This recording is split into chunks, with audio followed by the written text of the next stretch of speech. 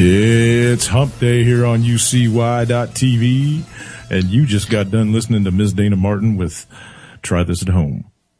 But this show here for the next 2 hours is called Boiler Room, and I am your host, Jim Funke. And the guy over there on the left coast is Mr. Lance Musser. Come in, Lance Musser. Good evening, sir. Hey, outstanding. You didn't get stuck on the airliner that got sucked up into a alien vortex. You passed me a story just a minute ago that said that they had found Flight 370 safe and sound in the galactic hands of the, who the hell were they? Guardians of Sardinians. Light. Is that what they were? The Guardians of Light. Is that what it is? Yeah, they have Flight 370, so everybody take a deep breath. Everything's fine. They're floating around out in outer space. Okay, on to news stories. And I even put, after I posted it to you in Skype, I put the little giggle sign. Yeah, so, I saw that. You know, that was funny. Because I was giggling as I was reading. It was too funny. It was. All righty. Yeah, the thing's been gone for almost 2 weeks now, and no sign of it anywhere. It's just dematerialized.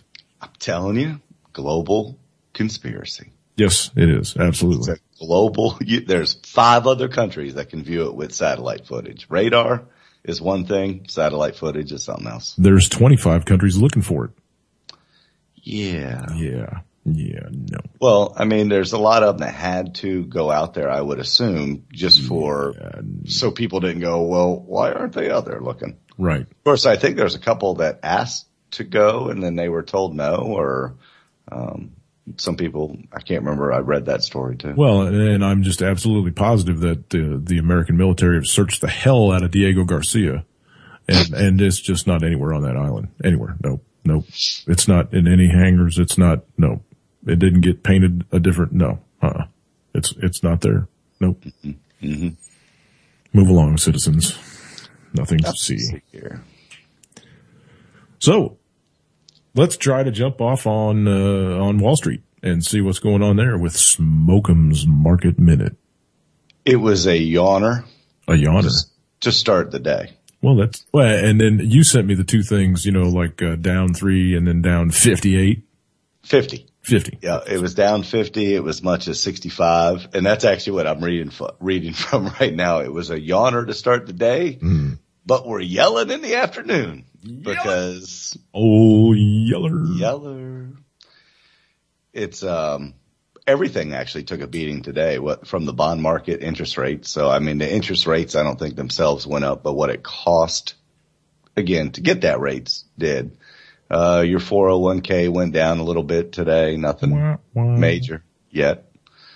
Gold went down about the same, almost a full percent today also. $13. Yeah, $12.70. So it went down there.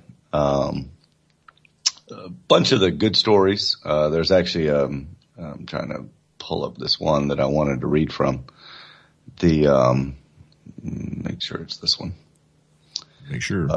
Gold is a big one right now. China, with all the purchasing. Yeah, with the purchasing of the gold right now. That's big stories in certain circles, but it doesn't seem to be so much mainstream. They don't want you to get scared of the dollar. They don't want you to know that China is buying gold because they don't back the dollar. They don't want you to know that Russia's been buying gold for over a decade that I know of, betting against the dollar. George Soros is betting against the dollar. The richest man in Russia, and I'm not going to even try to murder his name. Yeah, I know who you're talking about. He has pulled all of his investments out of the United States and is now backing China. So, take it for what it's worth, people. Smart people. Money. Yeah, smart money's betting against us. The one thing I want to read from tonight, for my focus on it, is really the total collapse about it being imminent. We've been talking about it. We're not the only ones to talk about it. Much smarter people than us have been talking about it for longer than we have. That's because I'm not smart. Well, while we slept, our country has been stolen from us.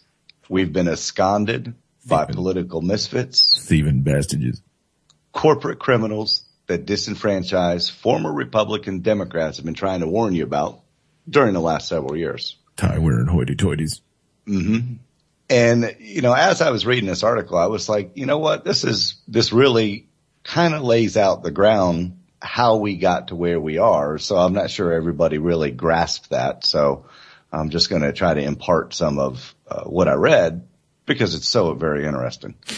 And how did we get here? Laws originating out of New Deal legislation written in response to the Great Depression provided some measure of protections from the American financial system from the unsavory forces which led to its initial demise in 29. If Americans knew their history, they'd be cognizant of the fact that one of the prime causes of the Great Depression was due to the stock market investors buying shares on margin. Ding, ding, ding, ding, ding, ding, ding, ding, ding, ding. Does that sound familiar? The Glass-Steagall Act protected Americans from this shady practice by separating commercial banking from the investment practice of stockbrokers. However, with one stroke of his New World Order pen, Bill Clinton, which we've talked about in the past, a lot of people blame that housing crap on Bush. Nope. Right away, when you asked me, I was like, Bill Clinton signed that. Glass-Steagall. You got it. He repealed it, and that opened the floodgates for domestic and foreign infusion of bad credit into both the stock market and the banking system. Right. And consequently, both industries were in the midst of total and complete economical collapse, which was a massive transfer of wealth, which was really the biggest massive transfer of wealth in history. Did you see economical? Never mind. Economic collapse. Total, complete economic collapse. Right. On September 30th, 99, Fannie Mae and Freddie Mac sought government permission to relax the prudent government regulations on sound lending practice and began making loans to individuals who were not creditworthy. And again, that spelled the death of the mortgage industry as we knew it. Oh, yeah. There was an uptick rule that it said that it prevented a company from crashing due to a large scale shortening of the company stock. So you couldn't get any bailout while the stock was going down. Mm-hmm. It had to go up. So they made that uptick rule, but they retired that in 07, mm-hmm. and the rest is history after that. Wah, wah. Because let's just remind everybody, mm-hmm. this country actually crashed and burned in 2008. All the shit since then is just fluff. Well, and I'm actually getting ready to say that too. Right. The rapid increase in the price of fuel during the last several years is a good example of the destructive nature of the derivative market. Most of the price gouging, which resulted in unprecedented increases in gas prices and record oil company profits, was due to speculation in futures, especially by Goldman Sachs, which just happens to be former Treasury Secretary Henry Paulson's old company. In fact, Paulson oversaw the first bailout as a result of the derivatives market failure. Talk about putting the wolf in the hen house with the sheep. Today, the derivatives market has collapsed, and the collapse has pulled the entire economy along with it. The Federal Reserve is temporarily keeping the economy barely afloat by printing massive sums of money, but that game is almost over. The fox guarding the hen house. That's the one. That's the saying I was looking for. Yep. So, and there's more to it, but I'm not going to read that part because it kind of goes into figures after that. But Yellen talked today about keeping short-term interest rates where they were for the time being, but we're going to quit looking at unemployment as our economic indicator anymore. And why do you think that is? Because the rest of us were really looking around going, you cannot, it's 6.6. 6.6% is what they're trying to tell the American people what the unemployment rate is in this country. Now, if you live in this freaking country, you know that that's a lie. And if you don't understand that that number is a complete lie, then go back to sleep. You're just walk into a wall or something. I mean, let everybody know, just write stupid on the front of your shirt. Okay. So that we all know that you're not paying attention. Mm-hmm. It's just ridiculous. The crap coming out of Wall Street, the crap coming out of Washington is just it's laughable. And I cannot believe that people aren't calling mainstream media and going, what the F are you trying to push? They're waking up. Go ahead. Slowly but surely. I mean, they're waking up. They are saying they're backing off of the quantitative easing, the bond buying, so they're going to lower that number again. So what, it started at 85, went down to 75, went down to 65. So if they drop another 10, you're down to 55. But they're the only ones buying. China and Russia and them aren't going to be buying jack from us, especially in the near future. At least I don't think so. No. Okay. So what now? Where do we go from here? That's really all I got on my end of the financial world. I mean, there's a bunch of stuff out there, but nothing that really grabbed me enough that I'd like to share. That was interesting to me. Going back and just seeing the mirror image of the, stock market crash in the 20s, and all these rules and protections put into place, and all of them were let down, and we had the crash, but they're just propping it up artificially. Yeah, since 2008. It's mathematically impossible to pay off the debt that we have. I mean, there's not enough. Impossible. Yeah, absolutely. And I don't know if people realize this or not, and I don't know if we've actually talked about this on the air or not. I know you and I have privately, but look, folks, the worldwide debt is like this. If everybody on this planet took everything that they owned and sold it for cash money, there would not be enough to cover the debt. You feel me? They have loaned more money than this entire planet is worth, monetarily speaking. If everything on this planet were sold at fair market value, I'm talking everything, land, water, air, everything, it would not cover the amount of debt that Wall Street has generated from nothing. Can I give you an example? Yeah. It's estimated that the total derivative exposure of the financial system is between 1 quadrillion and 1.5 quadrillion. A quadrillion is 1,000 trillion dollars. That's a big number. The entire gross domestic product, GDP, of the world's countries in 2011 was $77 trillion.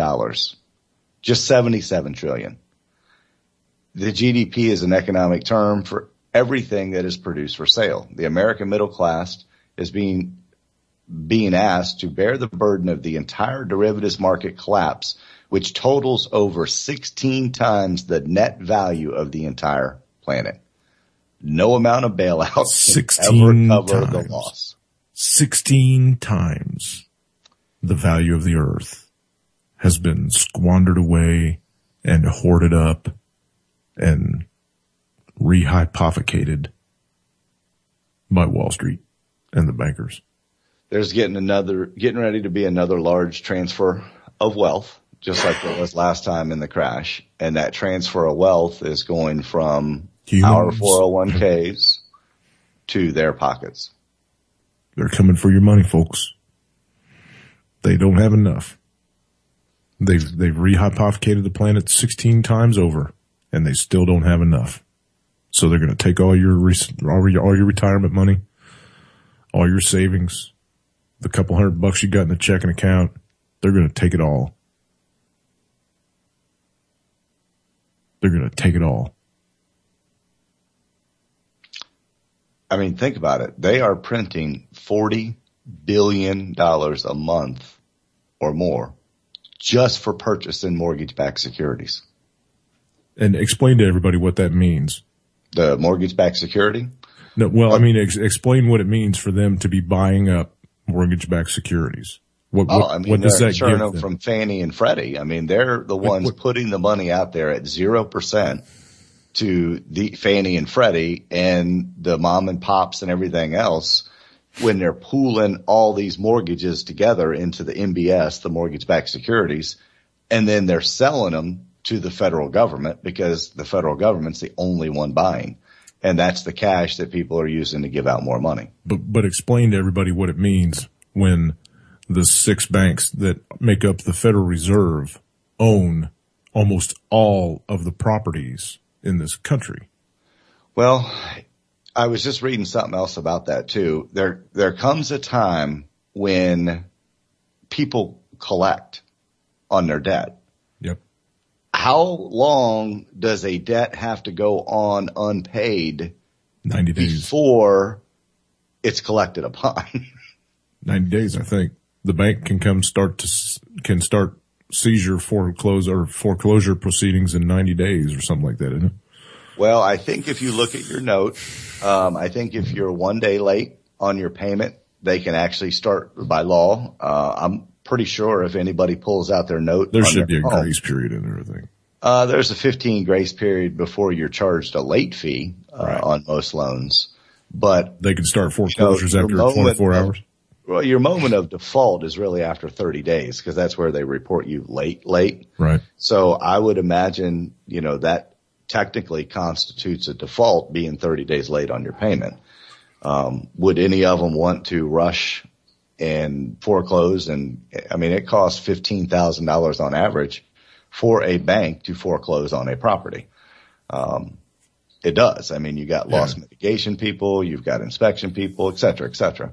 So they don't ever want to go into it because they learned their lesson from 07, 08, and 09, where they thought they were just going to be able to steal this property back real easy, get their money back, turn around and sell it. And shit, some of them had their houses paid off for 15 years, didn't even have a note on it, and they still foreclosed on the summits.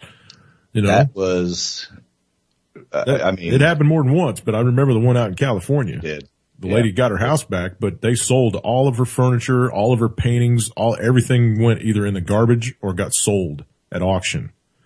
So she lost everything that she had, all of her belongings, but she got her house back finally from the court, I would be more worried, and you've mentioned it many times in conversations and on air and stuff, about China pulling their debt card, if you will. Yeah, we take it all.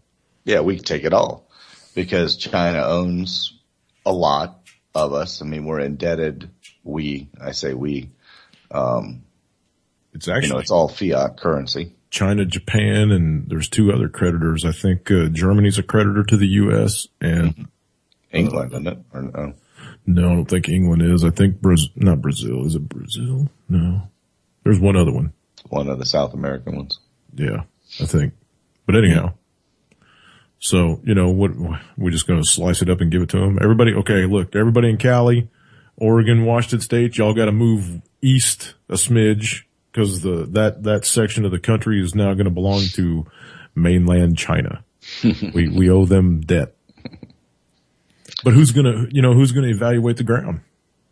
Are they just going to get real estate fair market, or are they going to pay for the buildings and the infrastructure and all that shit too? I mean, that's what tax assessments are supposed to be for.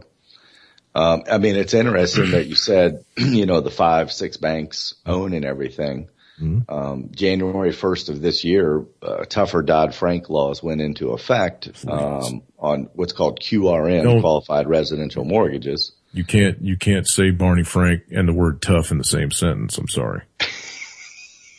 It's not it's grammatically feasible. We as mortgage people feel like telling them, look, if you're going to tell us how to do our job, shouldn't you know how to do our job first? And why can't we tell you how to do yours? Exactly. I mean, you're running a little male whorehouse up there on Capitol Hill. He got caught doing it, but they let him walk, It's an embarrassment to the party. Him and his husband. Yeah. Him and his husband. Yep. That's it. I mean, the shit that goes on up there just disgusts me, man. And nothing ever happens to the Well, he had a hand, and Dodd had a hand in the worst regulations to ever grace the financial sectors. Oh yeah. Fannie and Freddie are doing great 6 months before they fail. Exactly. Yeah. Cause they were out there posturing that. Right. But, and they were asking for more money for them. Yeah, let's just, it's cool, man. It's not going in a black hole. Don't worry about it. Just give them the money. Oops. Sorry. Well, think about this. One of the rules that they wanted to pass, and we fought it hard because us as an independent mortgage company, I mean, we're not a bank. You can't walk into our company and open up a checking account. That would be a bank. But you can also get a mortgage from a bank. So they wanted to make the rules that you had to have 10%, I think it was 10%, of the money you're loaning out in reserve in your bank account at all times. Now think about that for a second. In your vaults. Yeah. In your vault. Yeah. You had to have liquid. You have to have 10% liquid. And it didn't pass, thankfully, because people like me would be totally out of a job. That means any mortgage company that's not a bank would basically have to turn in their papers because we just, we'd have to get bonds or something like that to get that kind of coverage.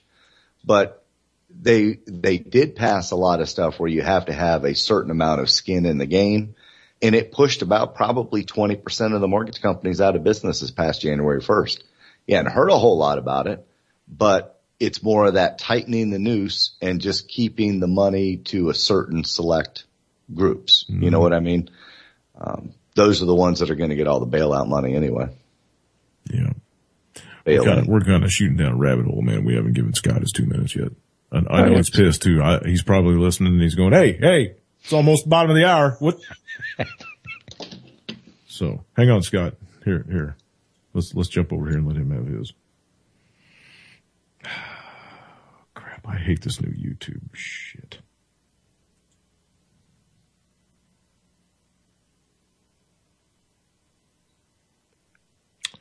Okie dokie. Mr. Hyper Report himself. 2 minutes and 11 seconds. Go, Scott, go.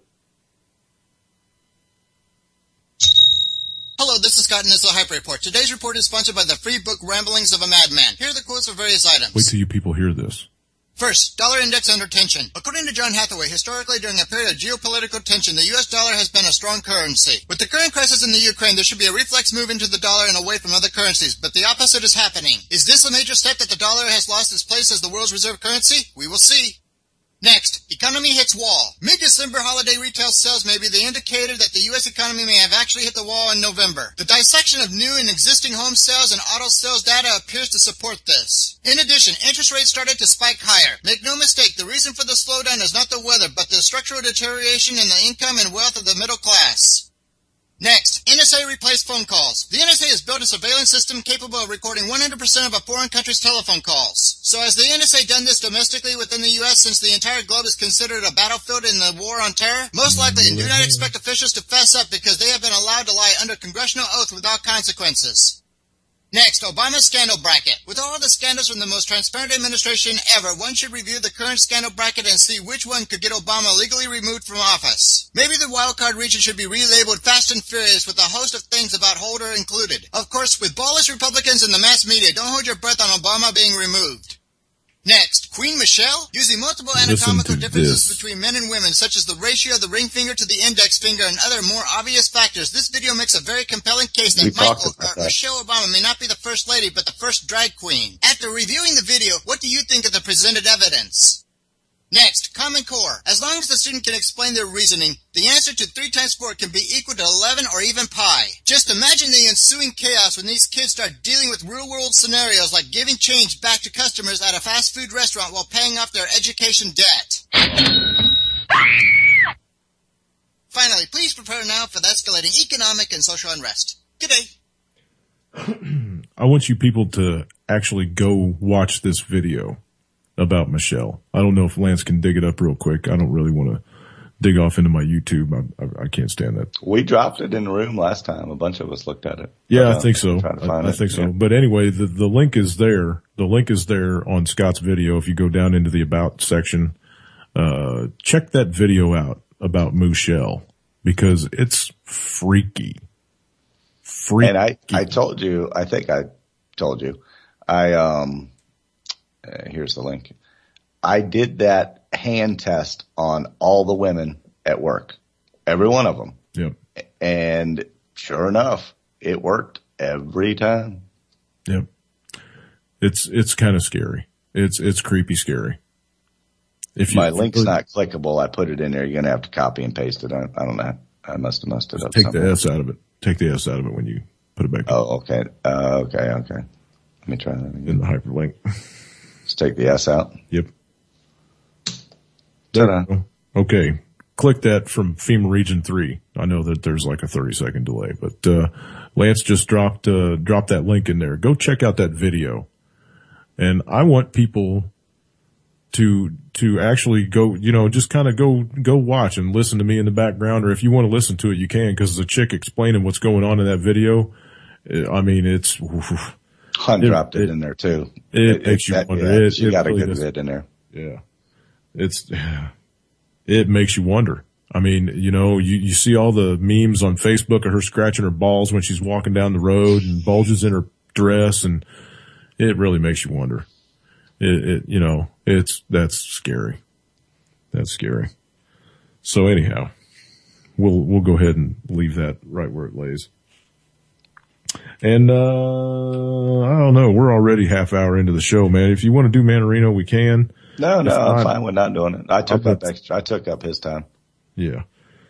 I'm going to tell everybody that the phones are wide open on this show. 718-717-8296. If you guys are on UCY.TV's friends list and you want to join in, we're going to do some rabbit hole searching tonight. I don't actually know where the show's going to go. I didn't prep anything for this one.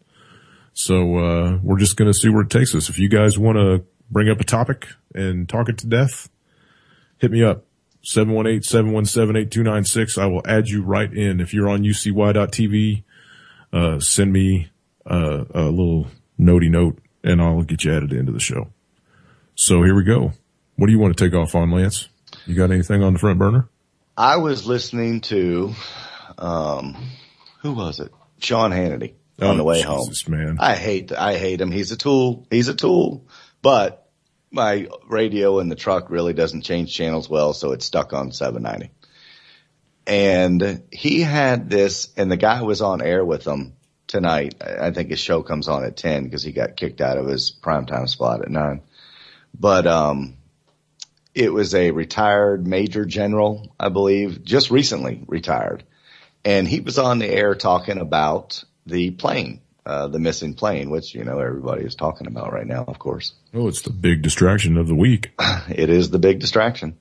But he said, but I told everybody at the top of the show, the plane is safe and sound in the hands of Galacticon. No. Or where the I forgot him now, the Galactic. Whatever. Something, whatever. But this guy was on the air talking. The aliens got it. No, about the same thing we've been talking about. And I'm like, damn. Diego Garcia? Some reinforcement. No shit. The guy was saying, look, the military knows where it's at. There's no way you can hide it. There's no way they can't. You've been saying that from the word go. There is no way the military cannot know where this plane went. Once it deviated off course, there was red flags going up on all those satellites that were tracking. Hey, this thing's not supposed to be going this way. If it went off course on its own, but there's no freaking way, man. They captured that plane. I'm telling you, it's sitting on the ground in a hangar in Diego Garcia. Yeah. And I don't think, to be honest with you folks, I don't think there was anyone on that plane except who they wanted on that plane. The 239 people, I think they were ghosts. Well, do you remember what I called you about after the show on Monday? And I called you and I said, new theory. Yeah. That, those people knew, somebody knew, our government knew that those 20 semiconductor employees were going to be on that plane. And why couldn't the NSA, CIA, whoever, just purchase all the tickets on that plane? So everybody on that plane was in on it. Exactly. I'm not saying it happened. I haven't seen anybody else, but there was 5 confirmed. There was 5 people that were supposed to be on the manifest that were still at home, besides the ones that had their passports swiped. Okay. But there was 5 actual people that bought plane tickets and were supposed to be on that flight. And when they contacted next to kin or whatever after the thing went missing, they were like, nope, he's sitting here on the couch. So That's 5. Yeah, there were some reports about it being sighted over an island because it was flying low enough to read the thing on there. Yeah. Hogwash, I say, about that, because that plane could not fly that low. I mean, without just burning so much fuel, because it's just not aerodynamic 300 yards. Too much drag on it. Yeah. It is. Right. That's why they can do it for a limited amount of time. 30,000 feet. Right. Yeah, because they can do like an air show thing. They can do a couple of stunts like within 10,000 feet of the ground or whatever. Mm-hmm. But it's hard on them airframes, man. That's a hell of a lot of drag, and that's a hell of a lot of weight to be thrown. And you got to be full throttle in it when you're that low. So, I mean, I don't believe that it had come out of the 33,000 until it landed. Now, here's another thing. Supposedly, and you said the Dumbo 7 had this on one of his videos. This plane jumped in altitude from 37,000 to 45,000 feet. Yep. In like 3 minutes or something like that. An ungodly rate of ascent. I don't think that those planes are pressurized for that altitude. Number one, I don't think that they're pressurized for anything over 44,000 feet or something like that, or 41,000 feet. Not commercial airliners anyway. Right. So if it did go to 45,000 feet, I think if there was anybody in the fuselage, they'd be dead. Because, well, and we had talked about that too, is if you didn't have a mask on, or a mask or some kind of. But the emergency oxygen supply systems on those planes are only designed for like 30 minutes of air. Right. So, and on the when thing, they fall, it went up it's like and down. Right. Well, when those masks come out, it means that there's a breach in the fuselage somewhere, and it lost all its decompression. Right. Yeah. Right. It decompressed. The masks fall. The first thing that the captain does is go down to an altitude where everybody can breathe safely. That's because they're only designed for 30 minutes worth of air. They went up. Right. Exactly. That's what I'm saying. So everybody on that plane. Mm-hmm. If there was anybody on there, that's why I'm saying I don't think there was anybody on there. I think that was all a bunch of poo. I don't know. Or there was a certain amount of people on there, but there wasn't 239, right? Yeah, I don't know. I mean, there, where's all the interviews from the family members? I haven't seen any. I saw that one, but it sure looked like a crisis actor, and it was the American lady talking about her husband. But I don't think we'll ever see that plane again. I don't believe that it was hijacked for putting a bomb on or anything. Again, like I said the other night, planes are a dime a dozen. Why would they need to go to the world stage and steal one on the world stage to plant an EMP or a bomb when planes are a dime a dozen? They're not a dime a dozen. No, but there's plenty of airport radars that they could get planes from. Well, that particular aircraft is about $300 million. Yeah, but it's still a plane, and it can't fly up high enough to drop an EMP to wipe out. It can't fly 300 miles up into above the ground. That has to be some from space. Right. So, why steal a plane to put something on it and run it and fly it into somewhere? I just don't see that happening. Too much work. Mm-hmm. I don't know. I want to know what was in the cargo hold on that plane. Yeah, I don't know that we'll ever know that, or an accurate depiction of what was on that. If, and I got to toss something else out there, and I really don't want to beat this up because everybody's talking about this. Mm-hmm. But here's my thing. If they never find this plane, look, it's been 2 weeks with global satellite coverage, with ships on the water, with planes in the air, with everybody from, probably one of your kids to Courtney Love looking at this satellite shot site, whatever the hell its name is, Torad or whatever, thinking, I'm going to find this plane. I'm going to find this plane. I'm going to find this plane. It has to be in a hangar somewhere. It's not on the bottom of the ocean. There'd be traces of it on the surface. It's not crashed off in the woods. There'd be sign. It's not on a tarmac, because they would have seen it. It's in a hangar somewhere, and somebody's got it. Well, yeah. And I want to know what was on that plane that makes it so goddamn important that they stole it out of the sky. Nothing on this planet happens with sinister means or a sinister pretext without the U.S. knowing it. Nothing. Because we got the biggest hammer on the planet. Yeah.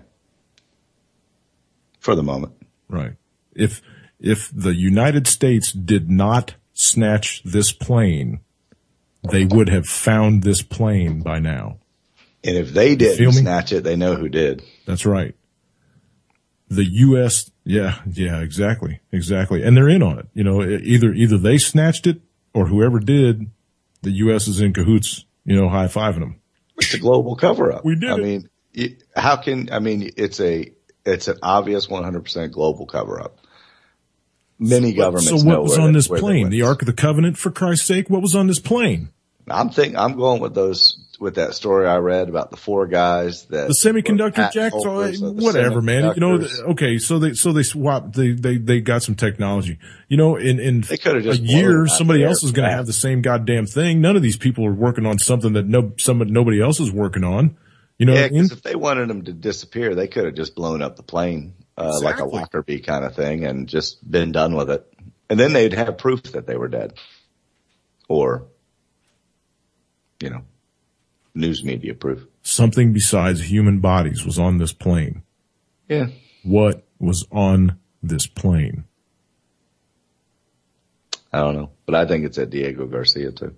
I know it is. That's the only logical explanation. If you connect the dots, that's the only place it could be. Where it's not visible. Within flying distance of the fuel load that it had and blah, blah, blah, blah, blah. Transponders going off 15 minutes apart. Whatever. But I also read that when the plane lands, there's a computer that automatically sends something to Boeing, get a status update on its engines. Like a live update. Here's how long the engine ran. Here's what efficiency it is, et cetera, et cetera. Diagnostic information. That's the word I was looking for. Yeah. The engine manufacturers get it too. It's not, They're not Boeing engines. They were Pratt and Whitney or something like that. Right. But I did hear or read that uplink did happen. But I couldn't confirm it any more than just reading that one article. Yeah. And if it did, well, tell us where it landed then. Damn it. So Mr. Chuck Ocelli contacted me 2 times on Skype, so I'm going to add him in without letting him know that I'm adding him in. Oh, cool. Oh, he's in here. That's what he was saying. He said tried to message you guys. I thought he was talking to the people in the room. Yeah, I didn't see it pop up in the corner like I usually do because I was ranting. Yeah. So, good evening, Mr. Ocelli. Well, it shows you're added in. Unmute yourself. Yeah, once he gets off mute, he'll figure it out. Okay. Well, maybe he added in by accident and doesn't know he's live yet. Or maybe he's gargling really quick. Or maybe he had to go get himself a shot and take a shit. You never know.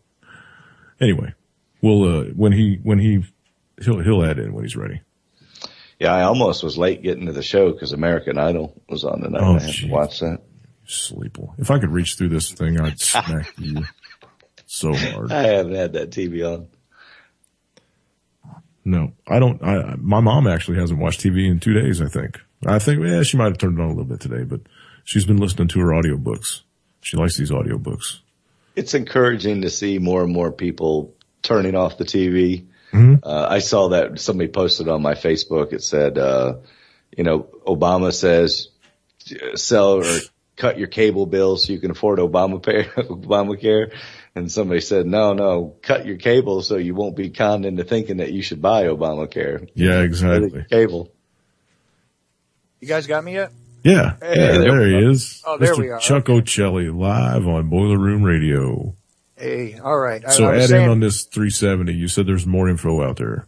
Well, there is. If you go to non-American streams, okay, if you go to some of the satellite feeds, you can find the families, the Malaysian families and all that elsewhere showing up on international news if you check it out. But beside that, I got to say that this whole thing, I can't agree with you more about.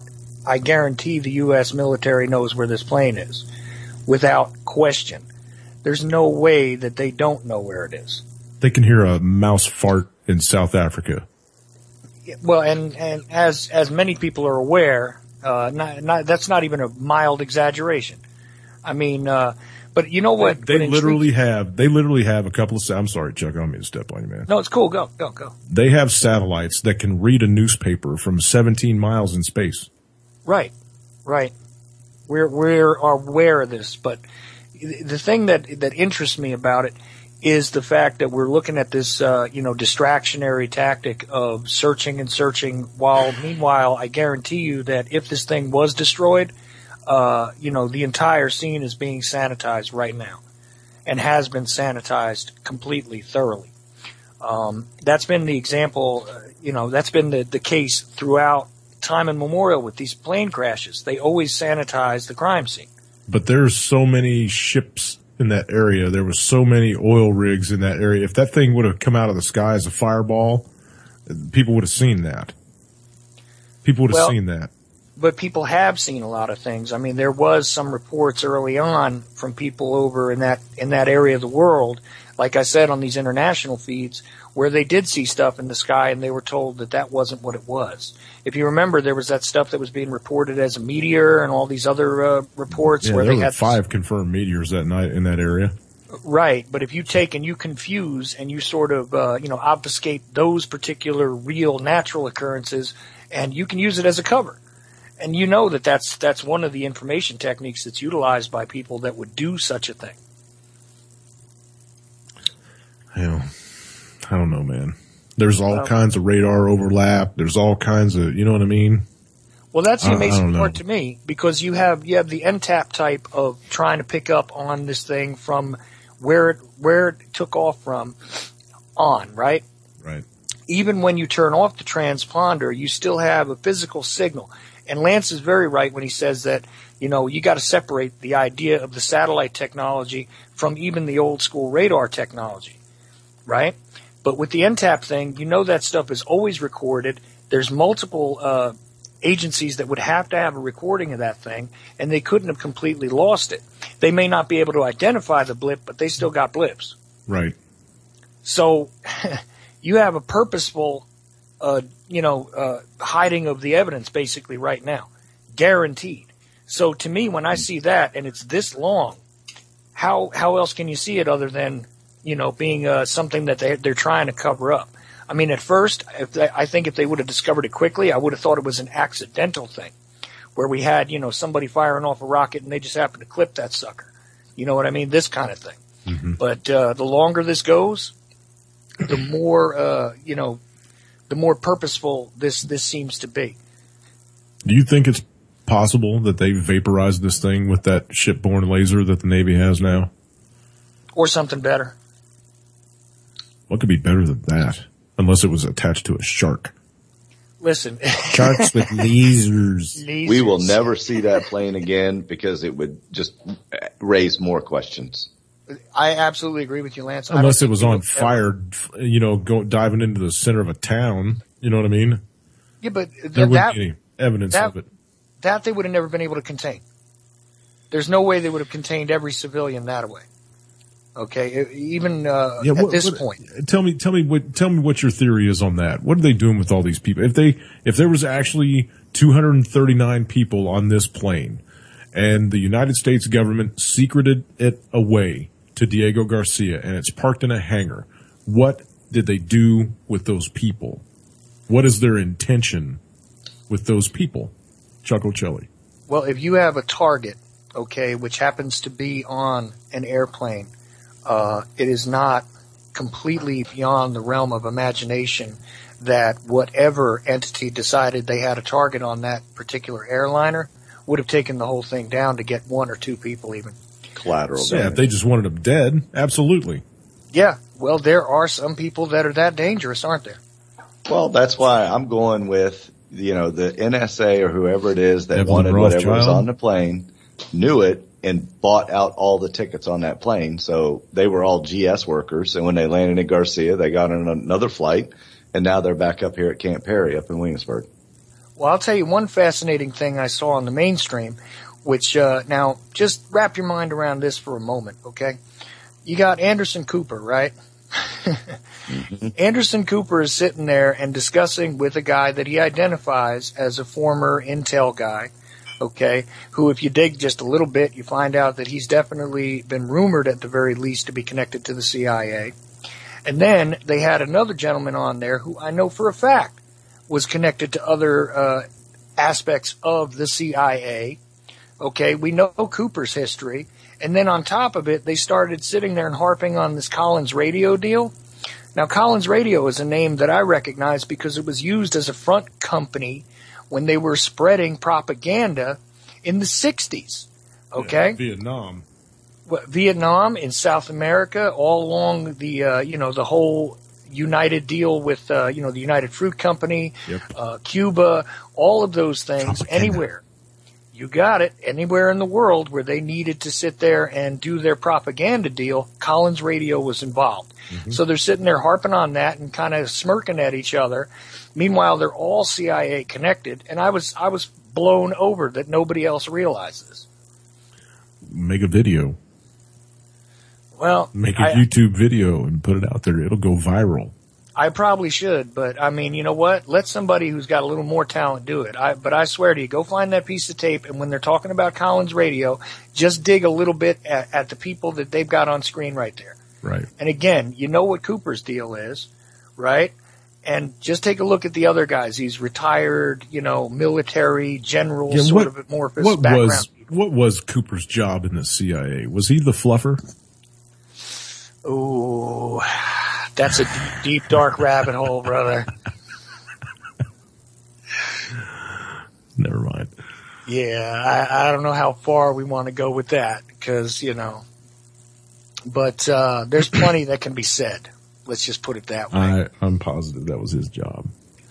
I'll bet he was the fluffer in the break room. Well, from what I understand, there's a lot of guys like that.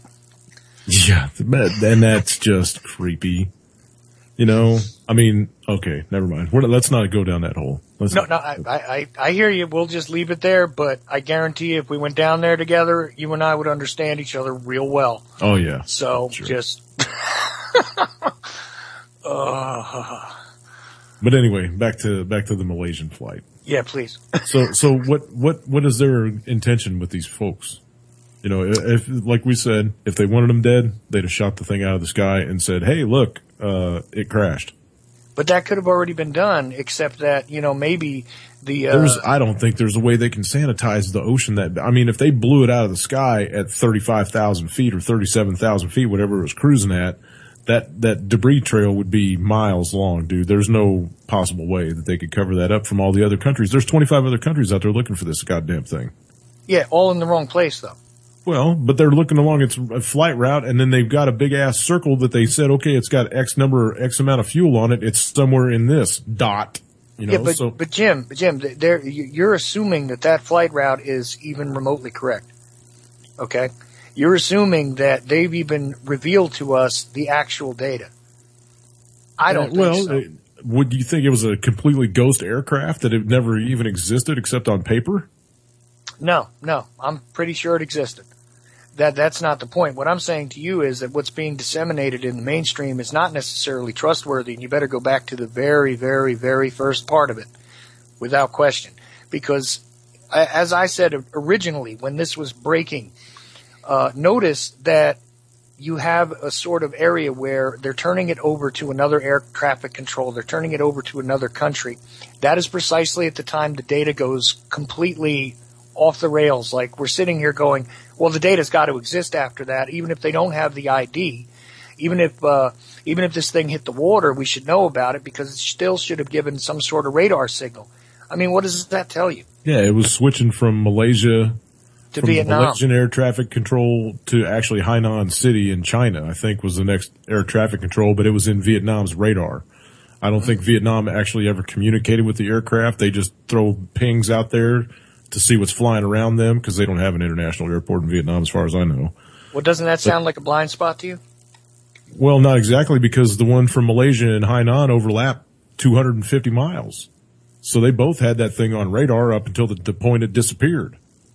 The only reason that they were saying goodnight to Malaysia was because that they were leaving their traffic control area. Right, but are both Vietnam and China's radar data consistent? And how consistent are they? I've never seen any drop on that. You know, I've never seen anything dropped on that. Well, so I don't have a clue. I don't have a clue. Well, what I understand is that you don't have consistency even in the fragmentary data here. Okay? It's being presented as though this is the picture, but there's too much missing. Okay? Well, if you take, okay, we're going to get kind of technical on this, and I hope I don't bore the shit out of anybody, but if you take the data that's provided at face value, when this thing left Kuala Lumpur to the point where they lost contact with it, the flight time, it can only lay on that one spot. You know what I mean? It could be like 10 miles one direction, 10 miles another direction, but it's got to be in that flight path, right? Right. Well, you would just turn around and you'd say, look, even if we know it was at this point and it could have only gone for this long, there's only an acceptable radius in which it could have turned to, et cetera, based on the amount of time it was remained in the air afterwards. Right. That's true. Right. And you can extrapolate that out from the data. But here's the problem. They've already done that search. So how far did it go? All the way to Diego Garcia. You don't think anybody would have noticed that? It's out in the middle of freaking nowhere, dude. No, I don't think. And actually, if we want to go down Lance's rabbit hole with the high tech dudes, maybe they actually did have this brand new technology that can cloak a plane from everybody except visual contact. You know, actual eyeball on the plane. So who's to say? Yeah, that's true. That's what I'm saying. Who's to say? And maybe this was a test run to try this shit out to see if they can, actually do it and then sell they this technology. Done a test run on a global stage, though. You don't think? They would have just got the plane full of employees and tried it. What better way? Oh, maybe it's something for CERN. Maybe they can say, hey, we did open that wormhole. But if a AWAC flew up next to it and had some kind of cloaking technology on it, I mean, that's how you could mask it also. Yeah, it made a bubble around the plane. Yeah, and then follow it back to Diego Garcia. I mean, you're right. It's out in the middle of the ocean. Nothing around it.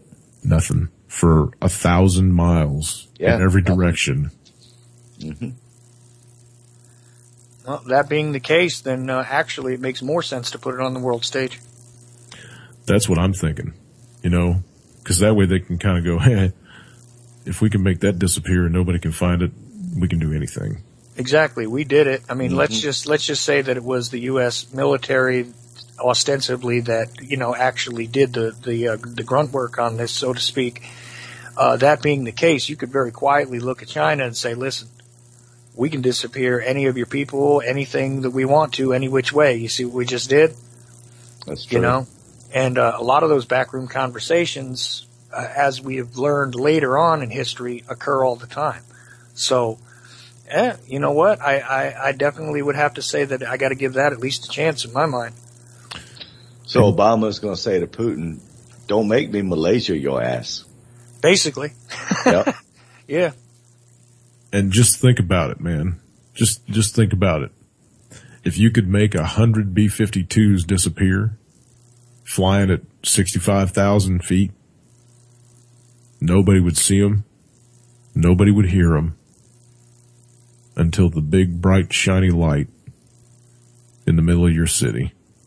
That's it. You might hear a whistle off the tail fins when it was falling, but that'd be it. Notice a change in atmospheric pressure, and that would be about all you have time to do. Right. And then it would explode above the ground. It would explode above the ground anyway, so they wouldn't even hear that. Yep. That's just scary technology. If it exists. I mean, if this is what this whole thing is about. It would make a whole lot of sense, though, wouldn't it? Sure would. Because what can we logically threaten a guy like Putin with at this point? Okay, this stupid posturing that's going on is pointless. Just like you have said many times, he's kicking the fence with the vicious dog behind it, and saying, "Look, I'm gonna hit you with a stick." It's not working. So honestly, that could be the best demonstration you ever seen, and it would be something that it isn't his people directly, but look what we can do.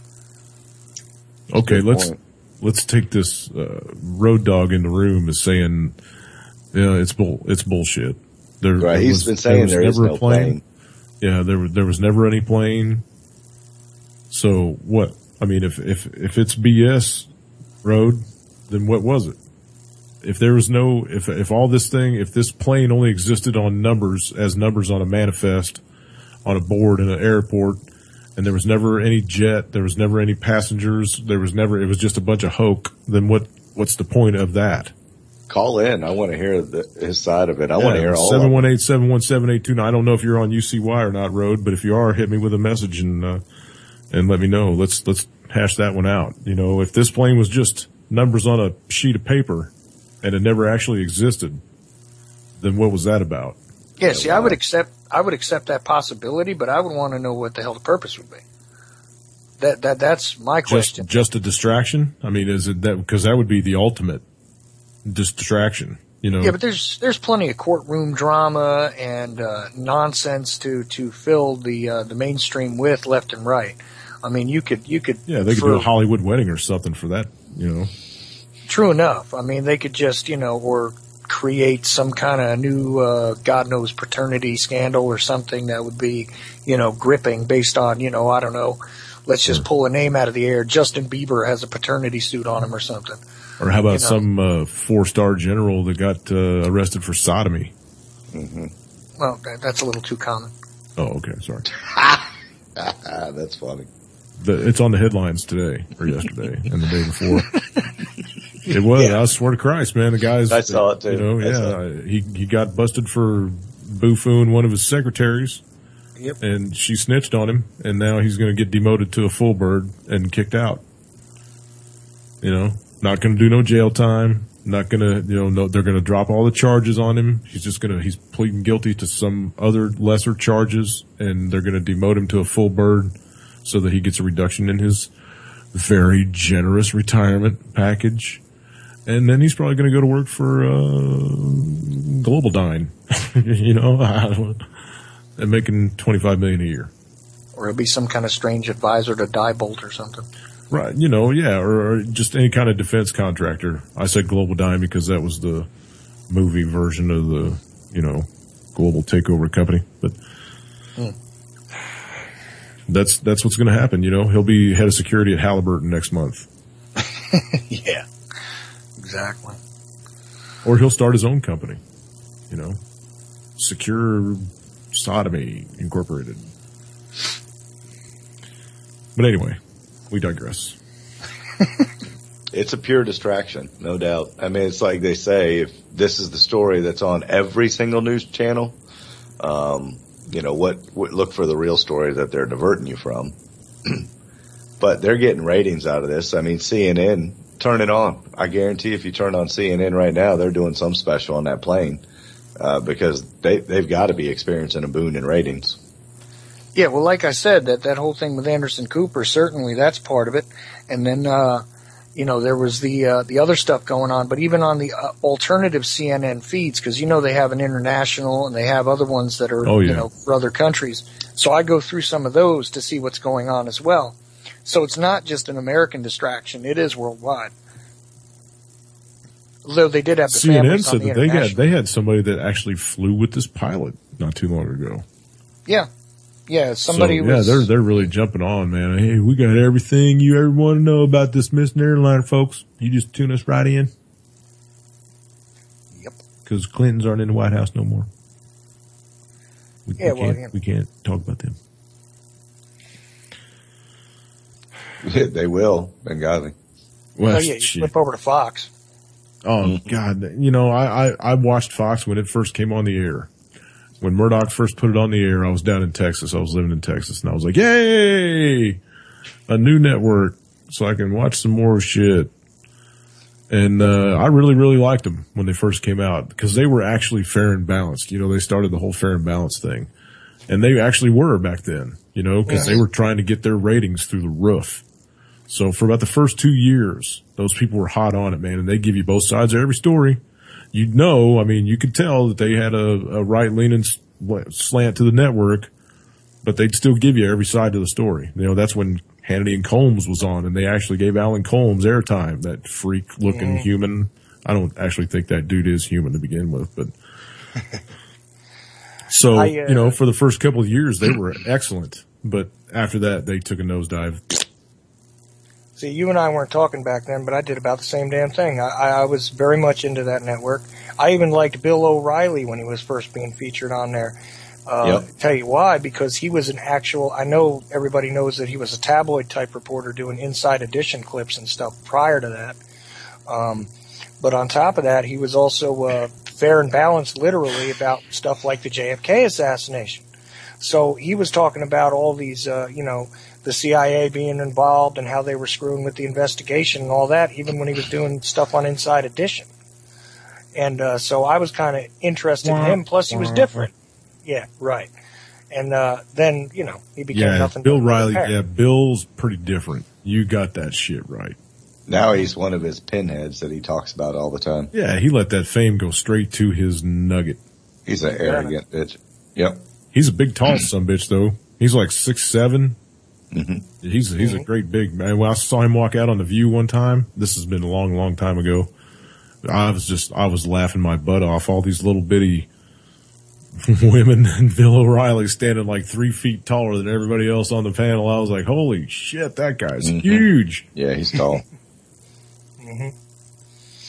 It always happens, though. I mean, even earlier back, if you listen to the Rush Limbaugh stuff when Bush was in office as opposed to when Clinton came into office, you find that he had a completely different agenda as well.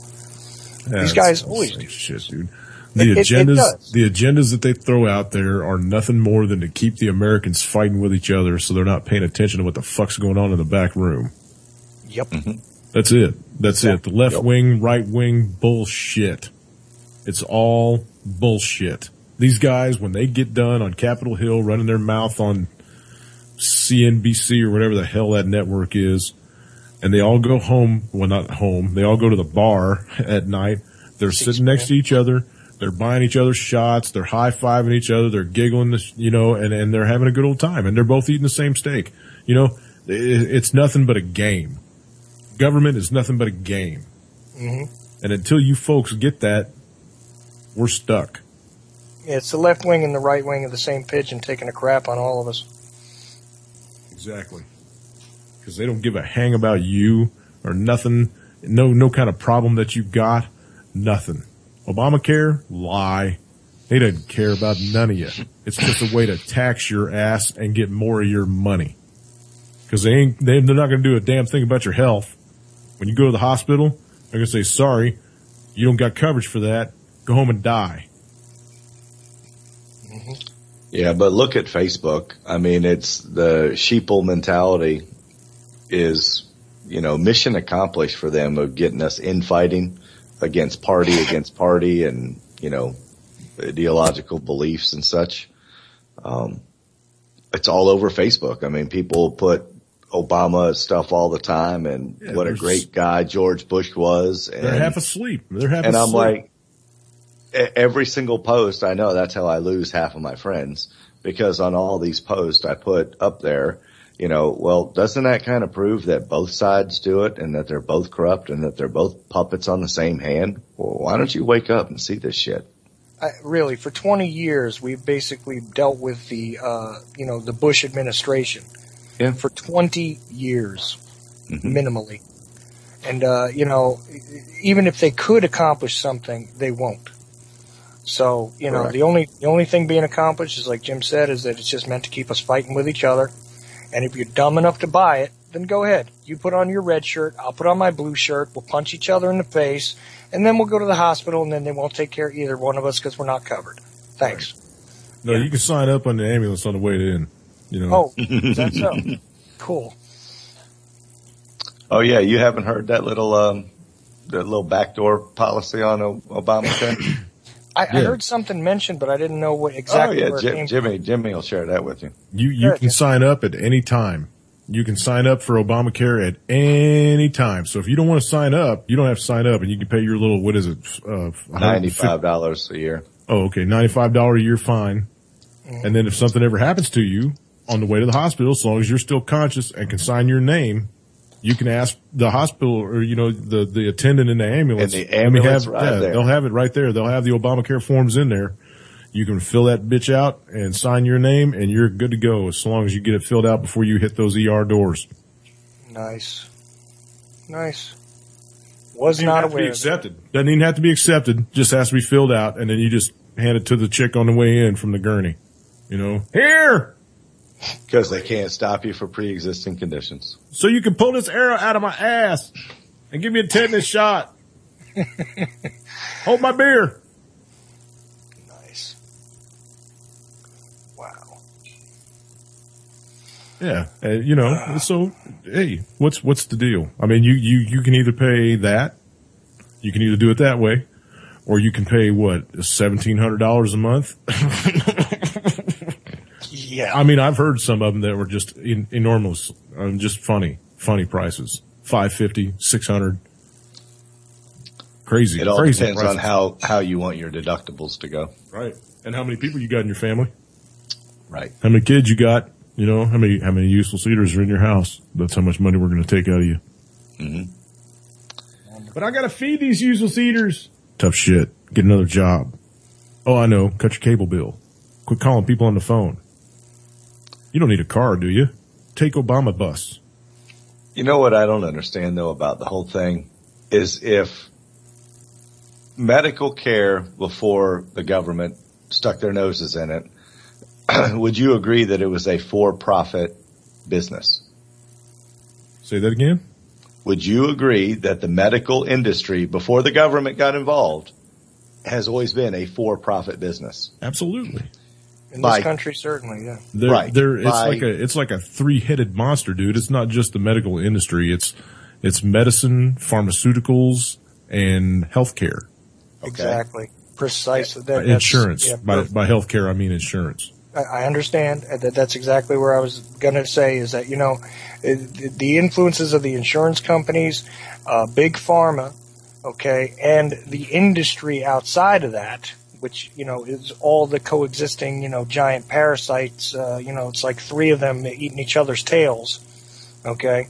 That's where we were at. I mean, we're still there. Well, and my point is, so if the medical profession beforehand was a huge profit monster, and now the government's taken over because they don't want it to be they want it to be a break-even proposition at this point. They want some of that pie. But the lie we were told, so the whole concept behind it was we're going to take it not for profit, just so we can break even. So these billions of dollars that they're getting in profits, their shareholders are getting in profits, we're going to lower all your premiums by that cost. So why the hell is it going up if they took all the profit out of the medical industry? Well, first problem is that the insurance companies basically got to write the structure of this stuff to begin with. So what do you expect it to do? So they gave themselves a pay raise. Of course they did. They gave themselves a pay raise and diverted some of the cash into somebody else's coffers a little bit. Not even a lot. Notice the insurance companies are not completely freaking out about this anymore. They also diverted all the responsibility onto the government because they don't have to explain anything. All they have to do is point to that document. So it's in this Obamacare thing here. That's why. That nobody can read or fully understands. Hell no, it's 10 feet tall. Right. Oh, they have to pass it. It's 10 feet tall. And I'm not shitting you. I'm not shitting you. The stack of paper that explains Obamacare is 10 freaking feet tall. Oh, I know that. You see, that's why, although I'm not a Michael Moore, fan, Okay, I loved that one interview he had with that one congressman. He actually got done eating long enough to have an interview with somebody? You remember I forget which movie it was now, but one of his documentary things that he did, and I call it a documentary thing, but he had a congressman there who said, sit down. We don't read the bills we pass. Yep. No shit. I think Nancy Pelosi told us that on national television. We got to pass it so we can read it and see what's in it. Find out what's in it.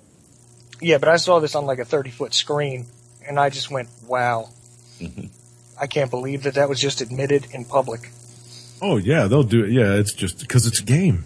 Well, you've seen the votes where they have the buttons on their desk, and that there's one senator that just flips his chair around and hits the buttons that are behind him for his guys, his senator friends that aren't there. I know you've seen that video. Oh, yeah. And they keep turning the chair and hitting as they were present. And there's nobody in the chairs. These guys hitting around, and he's got 4 buttons plus his own that he's hitting, and all of them are for votes, saying that they're there voting on it. Oh, yeah, but the fact that they don't even know what they're voting about, even whether they're, diverting or allowing somebody else to vote, is, I think, super profound. Oh, yeah. Well, shit, they weren't even there. So they, let alone not know what's in it, they weren't even there, and they voted for it. Mm. That's why it's all a joke. It's a huge joke. Look at Barry. Run for president. He was a state senator for about a year. Not even quite a year before he threw his hat in the election ring. And just, it's just comical. The guy come out of thin air. Mm-hmm. He did. Well, he come out of a bathhouse in Chicago, but that's thin air.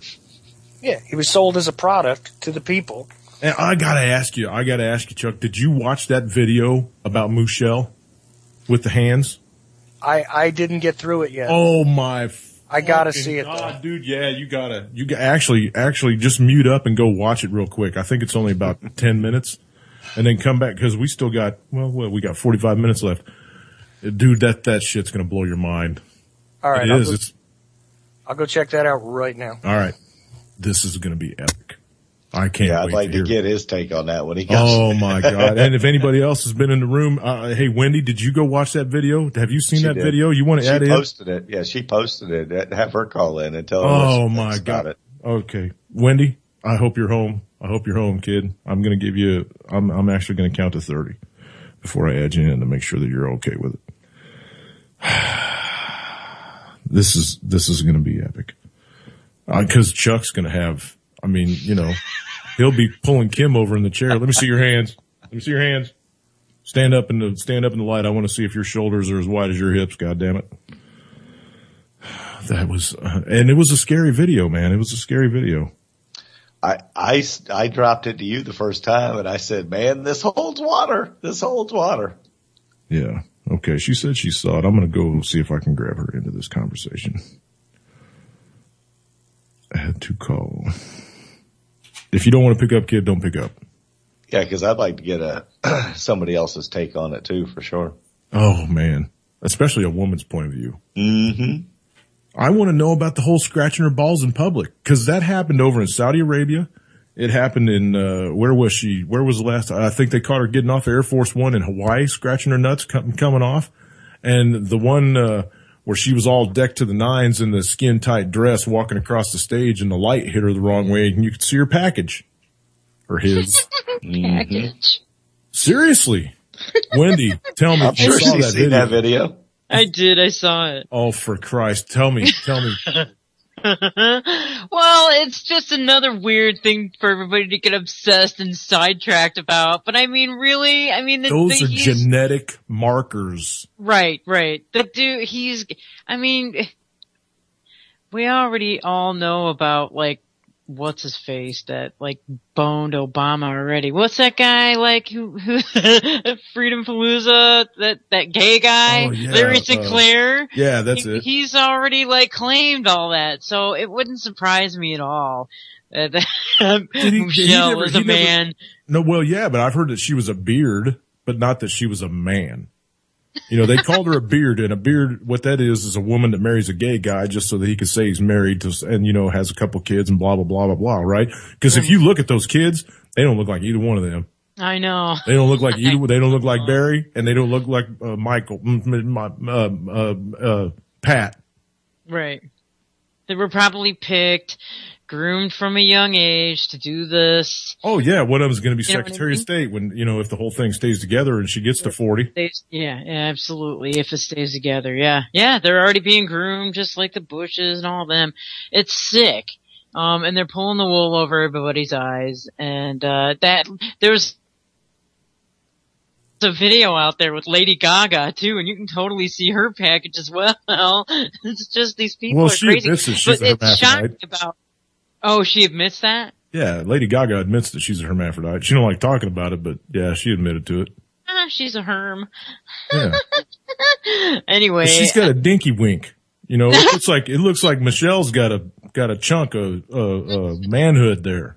Well, maybe that's what Brock likes. And if you watch her walk, she walks like a man. She's got big, long, lunging steps and blah. You know what I mean? That video is scary as shit. So you're saying Aerosmith sang a song about her? Dude, look like a lady. It makes me nervous, and hey, what if? I know now the lesbian and gay community is going to go, what if? Who cares? What if? So what? He's gay. So what? It's a fraud. It's a fraud that's been perpetrated on the American people. Whose kids are those? Right. Whose kids are those? And how long has he been pulling this off? Who staged all this shit? What is he really the Manchurian candidate? And you guys been grooming him since he was 10? That's right. That's how they get the presidents. I mean, they've been grooming him since they were young.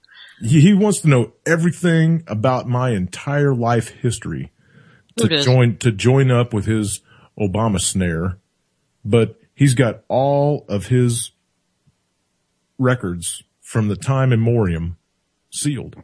Sure. He did it before he decided to run for president.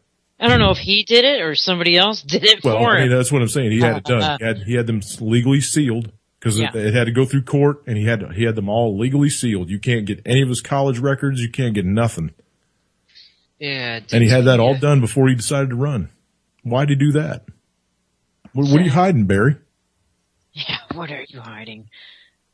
Didn't he ask? Are you really a woman? Sorry, Hecty joined in too. What's up, Hecty? This is almost like the Saturday night show. Didn't the Supreme Court, didn't he ask the Supreme Court to suppress those? I think so. Something like that. Well, they were trying to dig him up, when Sheriff Arpaio and his posse started trying to vet him. Oh, yeah. Shit, that's when he had to go back through it all. But he's like, no, they've been sealed since before I ran, blah, blah, blah. Yeah, about the time that the market collapsed, I had them sealed up. Yeah, that's when. Yeah, let's just say the head judge was kind of wrong in hand before even that. They're all on the tape, man. Yeah, no. Did you see the video? Yes, I did. What do you think? Give me your honest opinion. Is it a he or is it a she? Oh, Michelle? Yeah, I think Michelle is a man in that case, yes. Good. I'm not the only one that's going to catch a bullet for saying it on the air. Well, I know someone that has happened to them, so. That's had a man change? A woman change, or whatever? Let's just say intersex change, but I won't mention the name, because let's just say they're still sore at me. Yeah. I'll bet Michelle can dunk. I'll bet she can dunk over Barry. I'll bet she faces him. I'm serious. I'll bet every night before they go to bed. Ooh, that's a scary thought, man. But I'll bet she takes him downstairs to the playground and faces him just because she can. In your face! That's hilarious. Now wash my feet! I wonder if one of them was a bootlicker. I'd like to see, and this is kind of sound gross, but I'll bet you could tell if she was a man by looking at her feet. Oh, I'm sure. Or knowing the size of her shoe.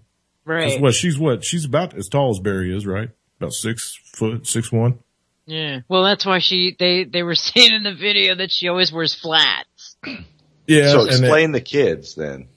That's what I said earlier. Neither one of them look like him or her exactly. or it, whatever. To Where'd they come from? They were probably just happy accidents from somebody in the bloodline, and then They don't even just look like each other. No, they don't. That's what I'm saying. They were probably just happy accidents from somebody in the bloodline. Or they just went to the and they snatched them as they were babies. Down to the orphanage and... Well, not really orphanage. It's gotta be of the bloodline, see. It's like, Jeb Bush's son, right? He married a Mexican lady. But Barry doesn't have any brothers or sisters. I think. Well, I'm not saying it's from Barry's bloodline. It could be from any one of their bloodlines. You know what I'm saying? I thought he had a brother. Anybody. Does he? Yeah, he has a half brother or something. Half brother, but yeah, half brother got caught. Speaking of half. Yeah, but those are the Kenyans, man. That's not his real family. No. I know, but speaking of the half-brother, you seen how some things are running amok in Egypt, and what he's been causing. Oh, yeah. No, you talking about who? You talking about Bandar Bush? Or are you talking about one of Barry's kin? You know, the brother ran the,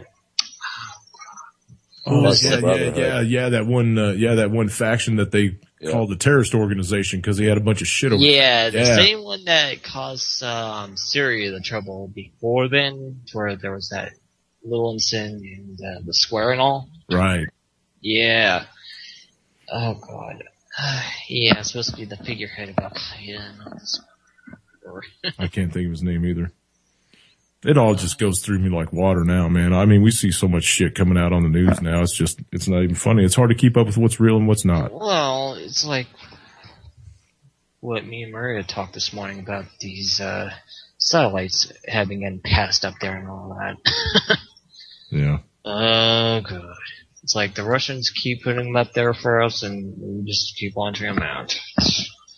I just wonder. So tell me, Hecty, let's get back to Michelle. I want to hammer this one down for a minute. Okay. If she really is a man, is there any kind of legal thing that they can throw at him? Like, I know the Republicans would be on that, like, stink on shit, dude.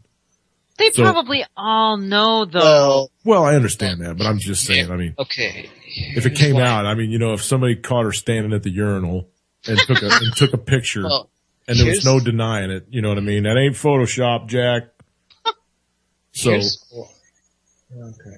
I was going to say, with some legal law and all that, even if she was doing that and all, and if she was still fully male and everything, but if she had any estrogen or taken anything like that, so she could just say she was transgender and we met back in the day and blah, blah, blah. And it's none of your fucking business, right? And she's legal, which is the one. Oh, yeah, because you can legally get your name changed, but I don't think you can get your gender changed, can you? They just put you down as trans. They don't necessarily make you a man. No, when they refile everything, they refile your social security number as well, plus changing that when they do that information. But you're labeled as transgender. No.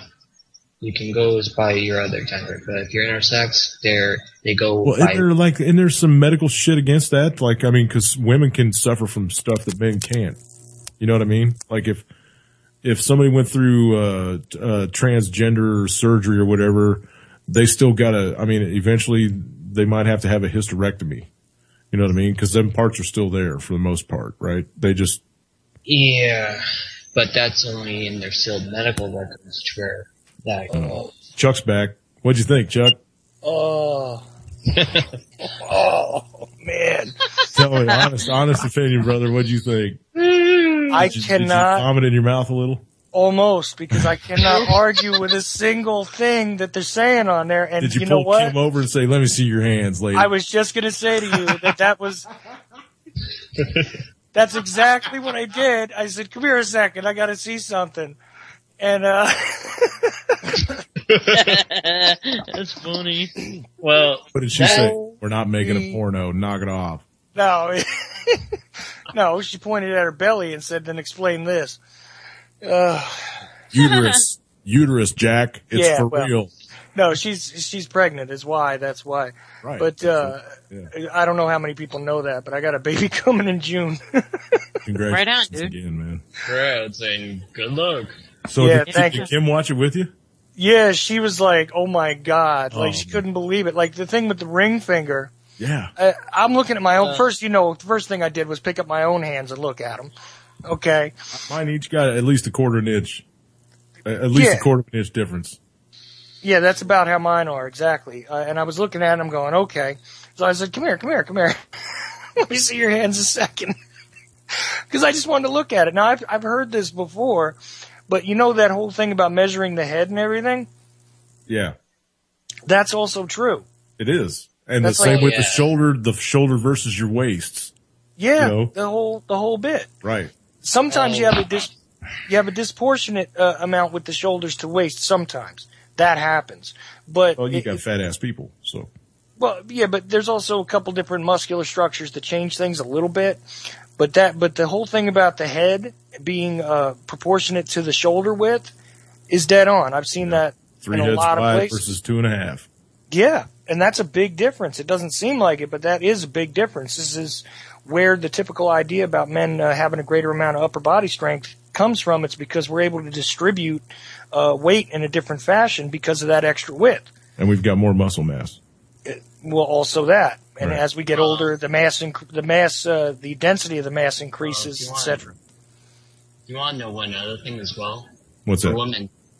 women, they have an extra set of ribs called butterfly ribs, where they stick their like free floating ribs and all that. If you notice those, that's a pretty easy way to tell the body. Yeah, if we Very. could get an MRI of her, I don't think we're ever going to achieve that. Yeah, well, there you go. But here's another, I mean, all these traits that they go over in this video are things that make the Yeah. opposite sex attractive to the opposite sex. You know what I mean? There are things that make a man attractive to a woman and a woman attractive to a man. It's what we look for genetically. You know, hey, that's a good mate. Look, she has childbearing hips. Hey, that's a good looking dude. He's built properly. You know, that kind of shit. So, I mean, once you get that, when you're watching this video and they give you a full on body shot of her standing on a stage, you're like, that's a man. Yep. A slightly more masculine man than Barry. Exactly. She's got some Yeah. guns, dude. Listen, those trap muscles are impressive, brother. Right. They're That's what I'm actually- saying. They look better than mine, I'll tell you that. Yeah. She could whip his ass, and she probably does. That's probably why Oh, I'm she's, sure. you know. Oh yeah, she would bust him like tomorrow. I was laughing when you were talking about the Duncan thing. I had to stop for a minute.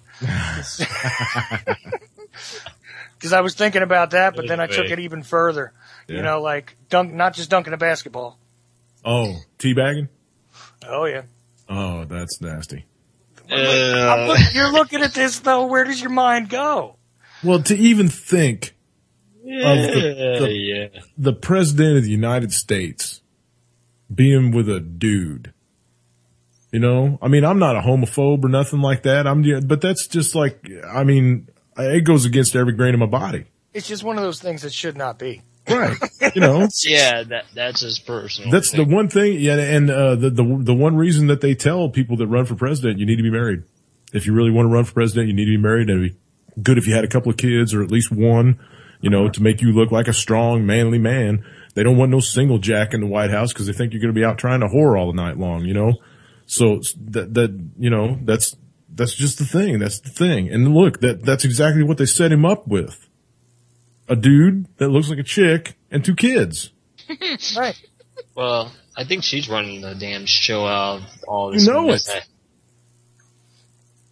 I think it's irrelevant as to how much Well, power I don't think either she's one of them running has. shit. I think the banks are running. But you know what I mean? She's just, she's along for the ride. Look at how much fucking money she's spending. I'm sorry about all the F-bombs, people, but this God. kind of shit's been pissing me off. These people have been on more vacations I know. than they've been in the White House. They've been on Air Force One more than they've been in the White House. And they've taken so many trips since he got into office that they've actually had to bump up the cost per hour of flying Air Force One. And, you got to consider, in addition to that, there's probably a good reason why she has that entourage of people now. Because, if you need to constantly... Dick. Yeah, right. We have a transvestite in the White House. You know what? I mean, everybody in her entourage, I bet, has platform shoes on, too. Oh, you know Yeah. it. You know it. To make her look more even. You know what I mean? Because otherwise, I mean, if she was actually hanging around with a bunch of chicks, she'd be the tallest one in the bunch. Right. Yeah, the overly tall chick does stand out even when they are feminine. Yeah. Oof. Yeah. I think some of the tallest models, and models are pretty tall, some of those are like 6'1", and she's right there at that. And that's, I think the tallest chick I ever met in my life was 6'2". My first wife was 6'3", but... A big woman. Mm-hmm. That's a big woman. That's way above average. I think average height for a woman's like 5'4" or 5'6" or something like that. Average height for a man's like 5'8", 5'9", not even 6 foot. Yeah, I think it's 5'10" versus 5'6", I think. Something like that, yeah. Yeah, somewhere in there. And we've shrunk too over the years. I mean, back in the day, back in the 1800s and stuff, guys were a lot taller than they are now. We do a lot of sitting on our asses now. Plus the food, Oh yeah. food's not helping either. Nope. Yeah, the food's making us drop like flies. Anyway. But She Wendy, looks what? healthy, though. I'm I heard part of Wendy's thing on where the kids came from, but I didn't hear the whole thing because I was listening to the video. I was just saying that they're probably, and I'm just speculating here, they're probably throw-offs from somebody in some bloodline somewhere. I'm not necessarily saying this from Obama, but those kids were probably taken at birth and groomed for higher positions. Yeah, they're probably somebody else's illegit kids. Yes, what that is. that's what I'm saying. That's exactly what I'm saying. But Okay. okay. Let me postulate something here real quick. I love using that word. I don't know why. Great word. The crew that surround the first family, the EMTs, the Secret Service, they have to know things. They have to know blood types. They have to know genetic backgrounds. They have to know medical histories, family medical histories, blah, blah, blah. In case something happens, I mean, one of them might choke on a peanut or something when they're down in South Africa. Right. So, you know what I mean? These people have to know what's going on with these. What if one of the kids needed a blood transfusion? Who the hell are they going to go to? Right. Absolutely. Well, Yeah. whoever's running the Secret Service detail, I'll tell you from experience after interviewing some of those guys for other projects, they compartmentalize these people really well. You'd be amazed how many people are in the same room and don't know what's going on, or how many people are kept in different rooms or put into different waiting areas for particular purposes. Yep. I mean, because it's all done under the guise of, look, we have to secure a location, so you keep the hairdresser over here while they're getting dressed so that there's no way you can see this Wow. kind of stuff. It's really easy to hide that, actually, the way that they run things. Yeah. I agree. There's that, and then there's the personal internal security of that bench too. Salt Right, Lake but City Mike. Salt Lake City Mike said that Obama's doctor's a herpetologist. Anyway, You got to Mike. avoid the herpesiphilates,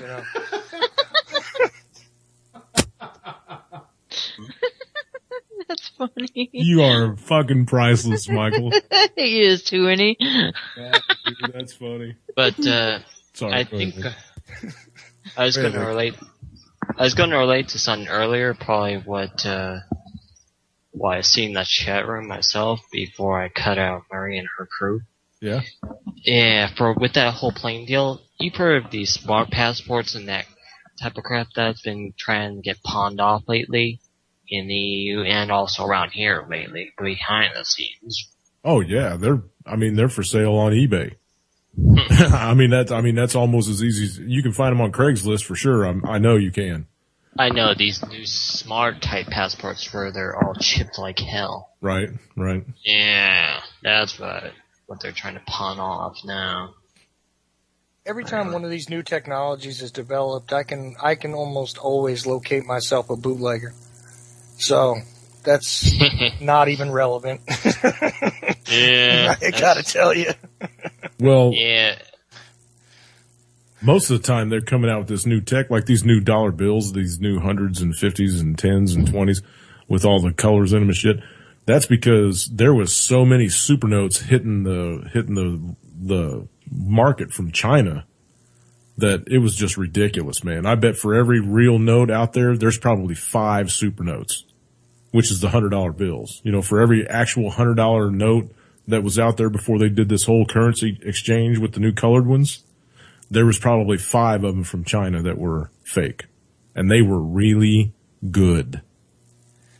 You know, that was also part of the sidebar of that study that a family member of mine participated in at one of the universities. I don't want to identify him, but the fact is that he was involved in that whole study about extrapolating the drugs out of the money. Yeah. Okay, you might have heard about that. Yeah. Well, when they did that, another sidebar to that little study was just on the single dollar bills, about how many single, just regular ones were actually counterfeit. And it was a huge percentage. I don't even know if that got into the published study. Really? But I know that it was a huge percentage of them were like, I mean, we're not talking like 5, 10. They'd be easy as hell to pass, dude, but you would have to make so many. That's why they did hundreds over in China. You know, they were like, that's the easiest one. And because they don't make 500s anymore and they don't make thousands. I mean, they do, but you got to buy them specifically to collect. Yeah, but the hundreds are better strategically. Right. There's so many of them out there. Right. But the thing was that just the dollar bill was, I don't know if it was run as a beta test or something at some point, but that stuff is still floating in the money stream. It's still there. Right. And so the counterfeit is not even just, but my point about it was it's not just the $1 bills. Like there's tons of 10s and 5s and all this other like small change, anything less than a 20, even $2 bill, tons of them out there that are completely counterfeit. That, the engraving and, the part of the Secret Service that actually does that work, where they try and track that stuff down, they're overwhelmed. Well, I saw something the other day. I don't know if it's a true story or not, but I saw something the other day that said by the end of 2015, there's going to be a new currency out. All these new hundreds and shit that they just printed up are going to go bye-bye. There's going to be some kind of new currency coming out just for the United States. I don't know if it's true or not, but the bills look totally different. They're real tiny. I don't know. It's just kind of weird. But and all the mouthy ones that you probably heard about, that's something very interesting project, but it's a lot of wasted cash on that one. I will leave it at that. Oh yeah, I imagine. But what you were talking about with the whole the new chipped passports and stuff. Yeah, with biometrics. Right. They started doing all that because of all the identity theft. Yeah, and then blood sampling too. Well, that's what they said about it. They said it was because of the identity theft, but the biometric stuff has been around a long time. Oh yeah, everything can be faked with it. Yeah. I'm gonna have to cut out right now. All right, man.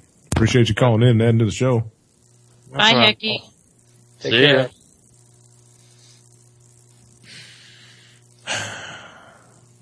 So, I still want to beat up on this moose shell thing. I want to stretch this out until the end of the show if we can, because I want to know if this chick is a dude.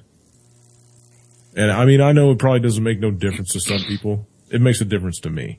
It makes a difference, not the fact that she's a dude, but the fact that they tried to perpetrate a lie on the American people instead of telling the truth. Right. Forget about the connotations of whether you want to, argue about homosexuality or whatever else. Forget it. Right. The fact is, though, that we're being lied to and we're being sold a bill of goods. It's no surprise, though, because as most people have come to understand, at least that I think are listening to us right now. The fact is that this stuff, like lying to us and putting on a show, is no surprise. But it isn't what's supposed to be. You know what I mean? Just like you said, or both of us said, actually, that, it's just one of those things that should not be. Exactly. And if he's lying about that, and if they're lying about their lives, and if they're, well, what else are we being lied to about? Exactly. Right. That would be everything else, actually. Yeah, everything that comes out of his mouth. But it's not his call. Like I said in the beginning, it's not his call. He's doing exactly what he's told to do, and if he doesn't, he's going to catch a bullet like every other one. Exactly. I told you that the first time I talked to you, is that he's got to stay on script, because otherwise, you know what? That's how you get your head blown out in Dallas. Right. Okay? Or wherever. All right? Hey, Lance? Yeah. Did you check your old lady's hands? Yeah. Okay, just checking. And I checked everybody at work, and now I can't even help. I'm in this 7-Eleven, and I'm looking at the cashier and the people next to me and everything else. I'm going, yeah, her hands are longer than I did. No, that one's shorter. Yeah, that one's shorter. I was just thinking, I'm going to wind up going down to Kangaroo looking at them tonight, probably. Yep. Yeah. Funny. It's going to be bad. We need to make that video go viral. I want to see her get twisted up about that video. I can't believe that Venus Williams also would be a man. That's crazy. Not really. Not if you look at her physique. Man. She looks like a freaking dude. Yeah, I've always thought that, actually. Yeah. She doesn't look like her sister. No. That's interesting, man. No, see, her sister, you can tell, has some feminine qualities. Yeah. But, she does not. No, that's like, brother Venus. I don't know. Well, the thing is that's not fair. Why is she winning all these, Wimbledon and all this crap? It's not fair. It's not. Well, I think she's gone through gender reassignment. But see, this is a thing, dude. I think that she was brought up as a little girl by her parents, because I've supposedly seen pictures of her, like on ESPN, behind the scenes and shit like that, of them as little kids growing up together, Mm-hmm. And she's dressed like a little girl and got the pigtails, and there's more evidence of a backstory with Venus Williams than there is Michelle Obama. True.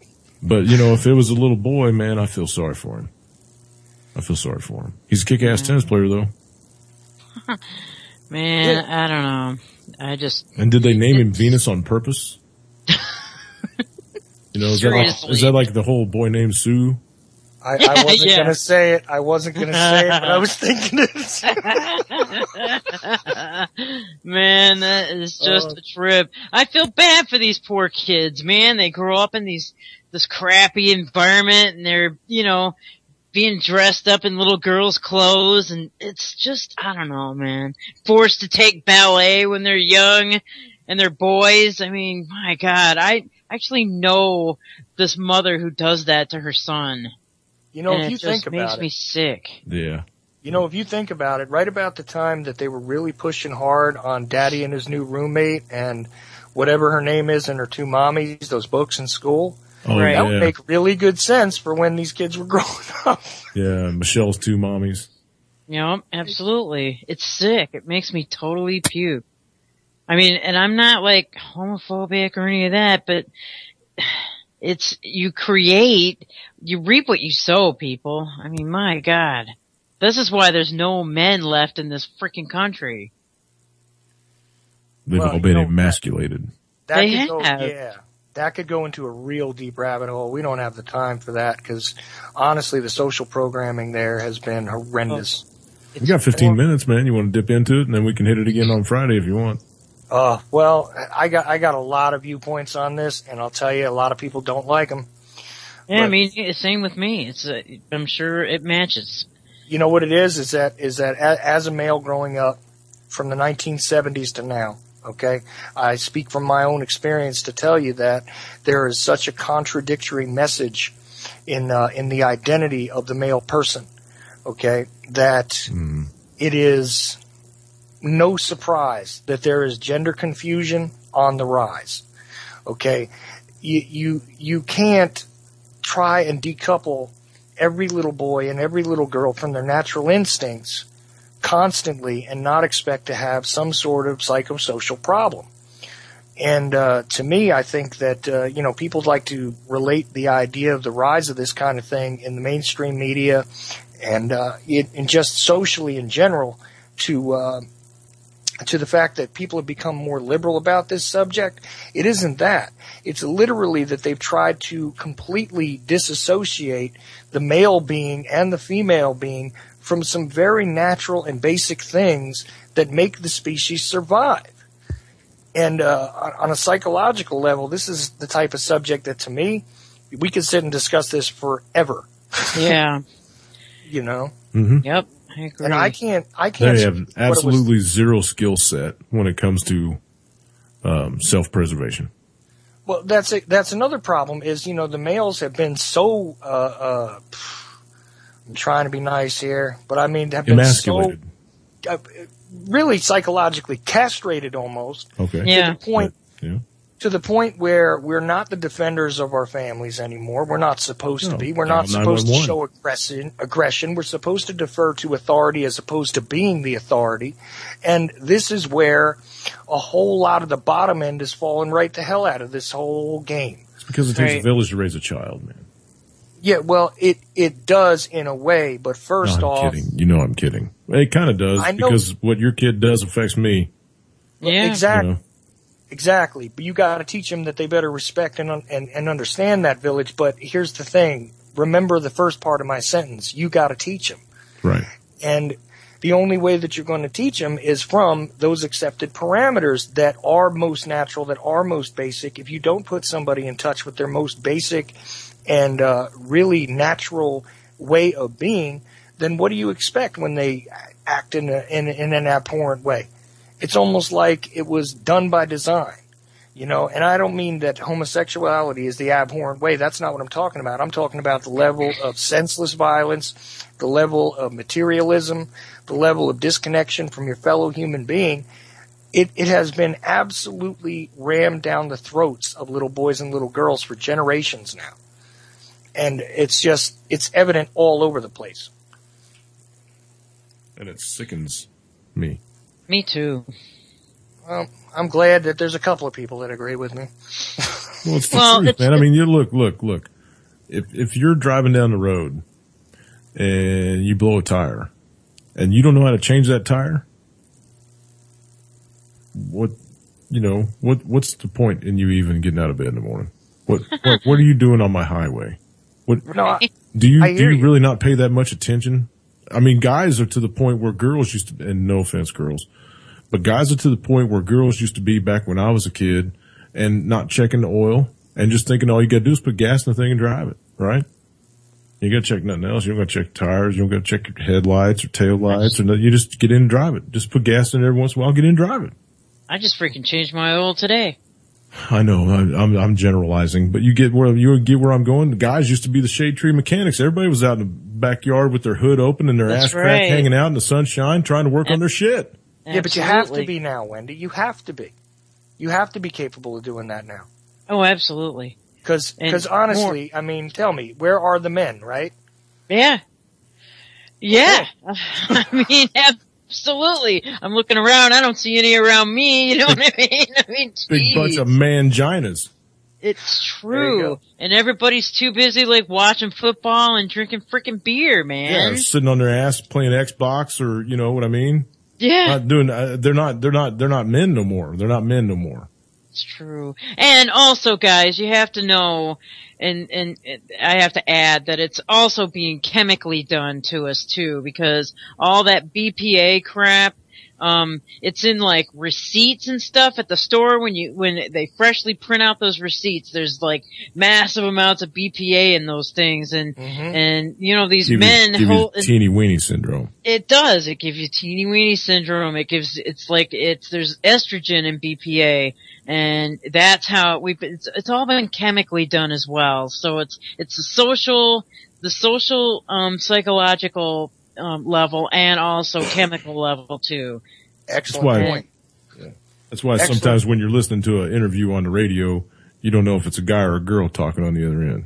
Right. Like, for instance, I went to Target the other day, and, my God, this thing was behind the register, and, blonde curly hair, this big boob rack, but it was a man that was named Stephanie, and it was like... Transgender?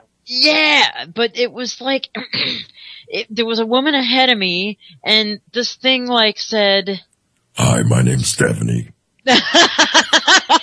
Pretty much. But this thing was going, started talking about its love life to this strange woman, or to this woman that was, and I'm going, you've got to be kidding. You're at work, dude. Come on. It was just so weird. That's the quickest way to chase me to Walmart. Oh my God! I won't go to Walmart. I can't go to Walmart. I'll go if I absolutely have to. If I can't find it at TJ Maxx or somewhere else. Right, man. I refuse to go to Walmart. We got another caller actually added into the call here. 908 area code, I think. Yeah, you added in Kim. Caller? Hey. You're live on the air. That's Kim. It's Kim. Oh, hey, Kim. What's going on? Duh. Oh, not too much. So tell me about Michelle. I want to know what your thoughts about Michelle. Oh, my. No, you really don't. Yes, I do. It's pretty obvious. That's a man dressed as a woman. That's a man. Yeah, it is. That's bad. But what I wanted to say about little boys is men are supposed to do certain things. That's just the nature of it all. They're not supposed to be women. We're women who are emotional, and men are supposed to be the strong protector providers. I mean, I know it's old-fashioned, but that's just the way I see it. That's how I would like to be. Let me ask you a question, though, just from a man's point of view. And we've still got a few minutes left. Okay, we're good. When a guy is around you constantly putting on the Mr. Fix-It hat, trying to make everything good and hunky-dory, does it get on your nerves after a minute? Especially if you want to do something on your own, like if you want to, I don't know, change the oil like Wendy did, or if you want to get on the ladder and clean the windows and the guy's like, I don't know, you don't need to be getting up that high. Let me do it for you. Does that piss you off? Or do you kind of like that? Because I don't want to do those things. Oh, I got you. Okay. It doesn't piss me off either, and I sure as hell didn't change my own oil today. Oh. I have no desire to climb a ladder and clean the gutter. I don't want to do that. Me neither. I'll do the laundry, and I'll cook you dinner, but you can clean the damn gutter, and you can mow the lawn. That's how I figured, too. That's how I feel. Right on, I got it. Hey, I'm right there. There's and things we're having that a boy. men should be doing. We're having a boy, and I plan on teaching him, and I'm sure Chuck does too, that this is your role as a boy and as you grow up to be a man to take care of your family. If somebody breaks into my house, I expect Chuck to get up and go see what the hell's going on. I'm not getting up. Right. It's like, here, honey, here's the bat. Go see what that was. Bat. Well, actually, I would definitely be following along with my pistol. I mean, self-defense is a different thing. I mean, you need a united front. Kim, wouldn't you want to see a good fight? I mean, if he actually finds somebody, I'm not going to be the first one out. Support going, give him a left! Well, I'll make sure the pistol's loaded. I'll do all that, but I don't want to be the first one out. Turn your ass away from me, honey. I don't want to hit you. And cheerleaders are always helpful anyway. Yeah, there you go. Rah-rah-ree! Kick him in the knee! Blast him in the ass. Oh, sorry. Oh, we're back to the Obamas again? Yeah. That's awesome. So I saw Wendy drop that video in the chat too. You guys, everybody that's in the chat room, take that thing and pass it around to all of your friends and family. Even if you don't agree with it, Pass it on to somebody else. They might agree with it. Let's make that video go viral because I want to see Michelle squirming about this video. I want her screaming till she's blue in the face that she wants it dropped off of YouTube and off the web and she doesn't want to ever see a copy of it again. And then we'll pass it around again. Yeah. I sent it to my mom and dad.